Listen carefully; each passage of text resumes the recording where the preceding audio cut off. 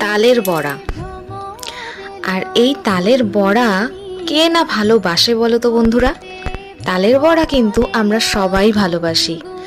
আর যদি সেটা অফ সিজনে পাওয়া যায় তাহলে তো মন একদম তালের বড়ার মতোই আনন্দে ফুলে ওঠে। আর দেরি না করে চলো ঝটপট এটাকে বানিয়ে ফেলি। তাল চেঁচে নিয়েছি, নারকেল কুড়িয়ে নিয়েছি, আর তার মধ্যে দিয়ে দিলাম এবার ময়দা, সুজি, চিনি দিয়ে একসঙ্গে আমি ভালো করে ফেটিয়ে নেব।